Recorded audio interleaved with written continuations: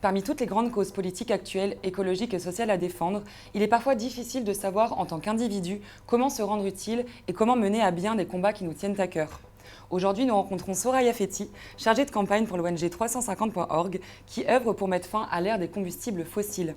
Alors, quel type de mobilisation, actions permettent de faire avancer leur combat et comment procéder pour sensibiliser de nouveaux publics ? C'est ce que nous allons questionner avec notre invitée. Bonjour Soraya, merci de vous être rendue disponible. Alors, premièrement, est-ce que vous pouvez présenter succinctement 350.org et votre rôle dans cette structure ? Bonjour, merci. Donc, je m'appelle Soraya Fethi, je suis chargée de campagne chez 350.org, qui est un mouvement global de citoyens et de citoyennes qui luttons pour mettre fin à l'ère des énergies fossiles. Une de nos autres missions, c'est de mettre en avant les combats des activistes qui sont sur le premier plan de la lutte contre les projets d'énergie fossile, notamment et surtout dans les pays dits du Sud.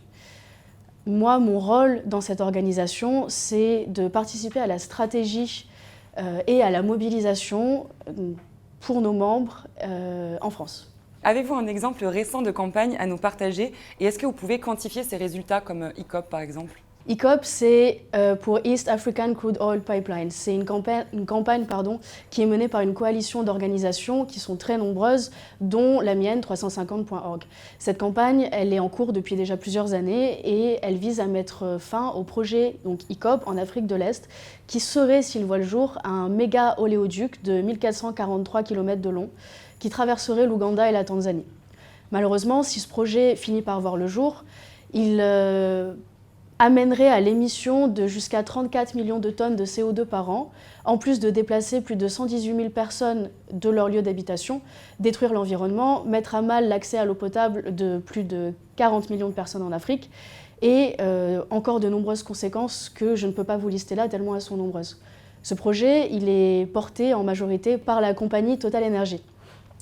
Donc c'est aussi pourquoi moi je me mobilise avec mes collègues et avec nos soutiens et nos volontaires ici en France. C'est parce que Total Energy est une entreprise française qui est soutenue par le gouvernement français et que nous avons donc une responsabilité à empêcher que ce genre de projet vienne détruire l'environnement, la faune, la flore et violer les droits humains dans des pays quels qu'ils soient, même si ce n'est pas la France. Aussi parce qu'on le sait aujourd'hui, un projet qui a lieu en Ouganda, en Afrique, en Amérique latine a de toute façon des conséquences au niveau global.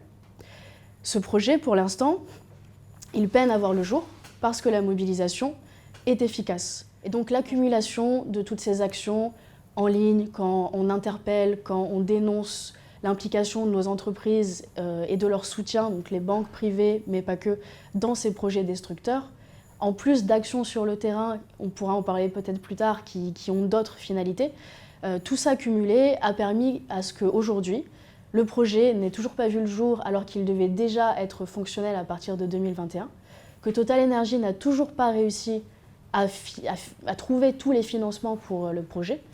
26 des 30 banques qui étaient censées financer le projet se sont retirées ou ont annoncé ne pas vouloir le soutenir. D'ailleurs 26 parce que hier on a eu la nouvelle que SMBC, qui est une banque japonaise et une des banques qui devait donner les plus gros financements à ce projet-là, a décidé de se retirer. Et 23 assureurs, assureurs et réassureurs, qui refusent d'assurer le projet. Et donc concrètement, est-ce que vous pouvez nous expliquer quelles sont les différentes cibles du coup, qui sont visées par votre ONG ? Chez 350.org, on va spécifiquement cibler ce qu'on appelle les piliers de soutien de l'industrie fossile. Et ces piliers de soutien qu'on a identifiés, ce sont les institutions privées et publiques qui créent des flux monétaires qui vont aller du coup on va dire par exemple des banques privées jusqu'aux projets d'énergie fossile ou plus largement jusqu'aux entreprises d'énergie fossile. C'est qu'en brisant ces piliers de soutien, on va pouvoir donc couper ces flux monétaires et donc c'est en s'attaquant à la racine du problème, en empêchant que ces projets aient de l'argent et puissent être financés, que nous arriverons à stopper ces projets destructeurs. Puisque tout récemment, ça a encore été rappelé, le GIEC a été très clair et pléthore de scientifiques aussi d'ailleurs, plus aucun projet d'énergie fossile ne doit voir le jour si on veut espérer éviter le pire pour le climat et pour le vivant en général. J'ai pu me rendre du coup à une des actions de Stop EACOP, donc, qui est soutenue notamment par 350.org, qui était donc devant l'assureur Marche à la Défense. Est-ce que vous pouvez nous expliquer ce que ce type d'action permet concrètement ? Jusque-là, notre mobilisation semble porter ses fruits. Encore ce matin, nous étions devant l'Assemblée générale de Crédit Agricole qui est un des principaux financeurs, le principal financeur de Total Energy. Et à cette occasion, à notre grande surprise, le PDG de Crédit Agricole, Philippe Brassac, est venu à notre rencontre. Et on sait que c'est à force de se mobiliser, à force de visiter toutes les agences Crédit Agricole à travers la France, on en a visité plus de 1100 ces 4 dernières semaines, de déposer nos demandes, de discuter avec leurs employés. Et c'est donc la même chose pour Marche. Ces entreprises, pour pas mal d'entre elles, elles craignent ce qu'on appelle le risque réputationnel. Donc elles sont sensibles à ce que leurs clients, à ce que leurs financeurs, à ce que leurs soutiens en général peuvent penser d'elles. Et si jamais elles finissent par, malheureusement pour elles, souffrir d'une mauvaise réputation, elles peuvent décider, du fait de cette pression, de changer leur politique, de s'aligner plus avec les objectifs de l'accord de Paris ou de se retirer, comme pour le cas d'ICOP. Donc effectivement, donc ça c'est donc une forme de communication, d'aller directement sur le terrain pour informer et aller au devant de la scène pour essayer d'avoir des axes de discussion avec des personnes qui ont un rôle important à jouer. Est-ce que vous avez d'autres sortes de formes de communication que vous utilisez, peut-être d'autres outils ? Dans notre travail, on utilise un panel d'outils, parmi lesquels on retrouve en effet l'action directe. On a besoin d'expliquer des choses qui sont aussi techniques que les rapports du GIEC, aussi techniques que de dire qu'un projet qui va transporter du pétrole brut chauffé à plusieurs milliers de kilomètres va avoir des conséquences sur nos vies au quotidien.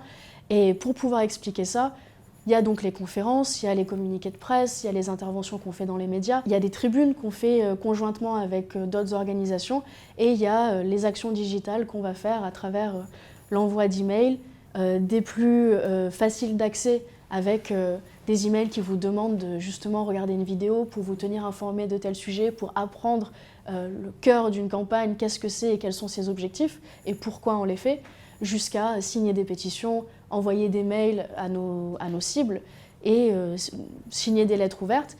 Et à côté de ça, il y a également, parmi tous ces outils-là, les réseaux sociaux qui ces dernières années ont pris de plus en plus de place, qu'on a besoin d'investir et d'investir plus.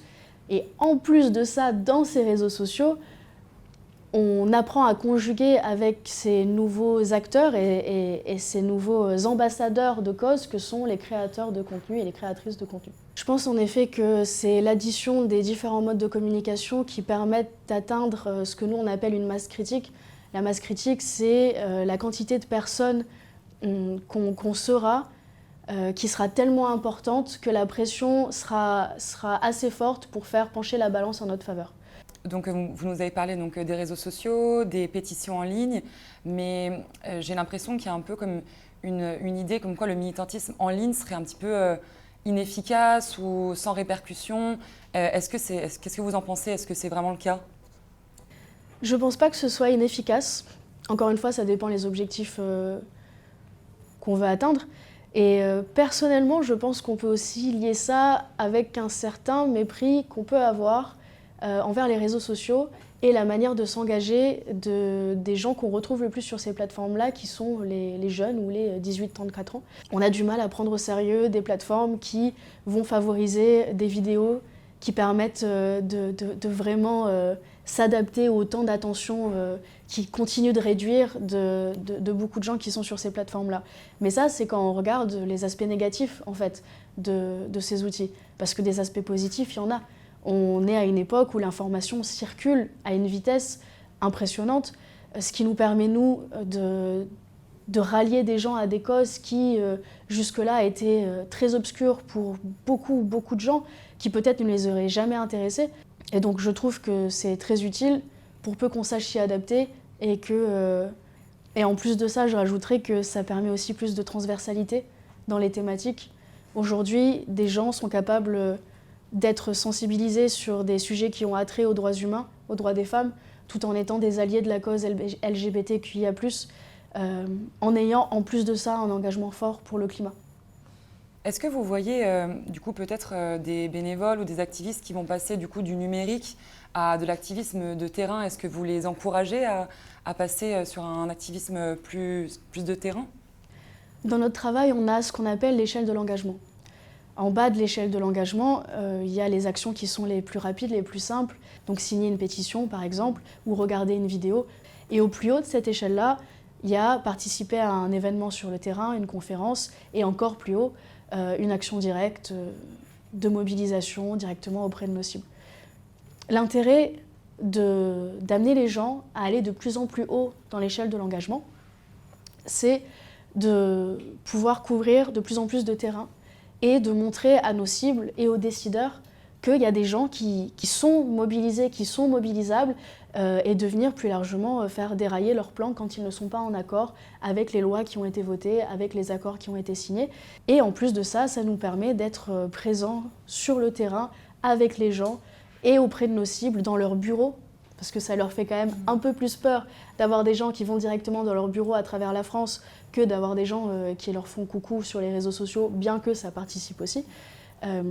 Aujourd'hui, dans le cas de 350, avec des groupes de volontaires Stop Total, on est dans plus de 10 villes en France et c'est ce qui participe à ce qu'on ait des gens comme Philippe Brassac qui finissent par prendre la parole sur les sujets pour lesquels on les interpelle.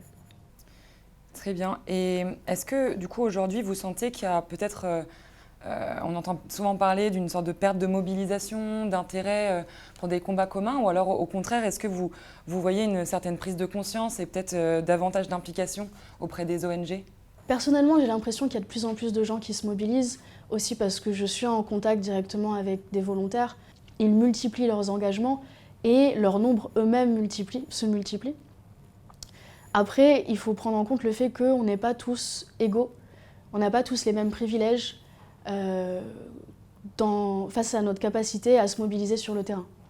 En ligne, c'est tout à fait faisable pour la majorité d'entre nous, et c'est pour ça aussi que ça nous tient à cœur de beaucoup proposer des actions en ligne. Tout le monde ne peut pas se déplacer, par exemple. Tout le monde ne souhaite pas se mettre face à la police.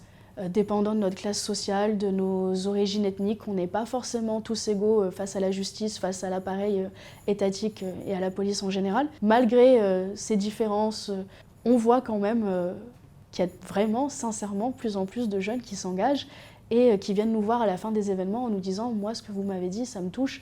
Et c'est d'autant plus fantastique que, par exemple, pour le cas d'ICOP, c'est des jeunes qui se mobilisent pour des gens qu'ils n'ont jamais rencontrés.